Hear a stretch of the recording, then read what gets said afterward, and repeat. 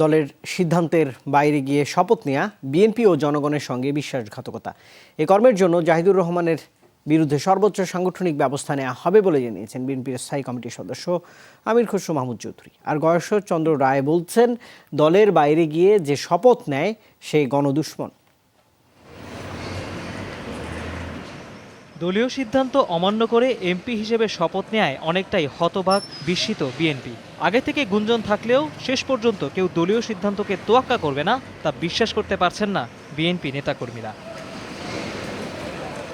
দলের স্থায়ী কমিটির সদস্য আমির খসরু মাহমুদ বলেন, এই শপথ নেয়ার মধ্য দিয়ে দলীয় শৃঙ্খলা ভঙ্গ করেছেন জাহিদ, বেইমানি করেছেন দল ও স্থানীয় জনগণের সাথে। যারা ওনাকে বানিয়েছেন তাদের প্রতি তার তো দায়িত্ব আছে, একটা সে দায়িত্বটা সে পালন করেছে এবং বাংলাদেশের মানুষ যেখানে এই নির্বাচনী ফলাফল প্রত্যাখ্যান করেছে, তার বাইরে গিয়ে যদি কোনো কেউ সিদ্ধান্ত নেয়, তারা তো জনগণের সাথে তাদের কোনো জনগণের কাছে ফিরে যাওয়া তাদের তো কোনো সুযোগ থাকে না। ১-১১ থেকে শুরু করে বিভিন্ন সংকটে যারা দলীয় সিদ্ধান্ত অমান্য করেছেন তার পরিণতি তাদের মতোই হবে বলে জানান তিনি। ১-১১-তে আমরা দেখেছি কিছু লোক দলের সিদ্ধান্তের বাইরে গিয়ে, দলের শৃঙ্খলার বাইরে গিয়ে তারা যেভাবে রাজনীতি করার চেষ্টা করেছে, তাদের তো কোনো গতি হয়নি, বরঞ্চ দুর্গতি হয়েছে। দলের সংবিধান আছে, সংবিধান অনুযায়ী দলের শৃঙ্খলা ভঙ্গের জন্য যেটা করার সেটা দল তো সিদ্ধান্ত সময় মতো নেবে।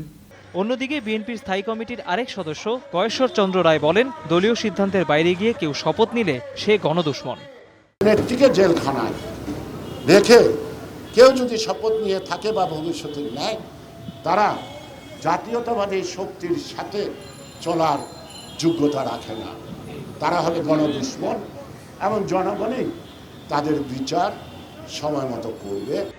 শপথ নেয়ার বিষয়টি জাহিদুর রহমানের ব্যক্তিগত সিদ্ধান্ত বলেও মন্তব্য করেন বিএনপির এই নেতা।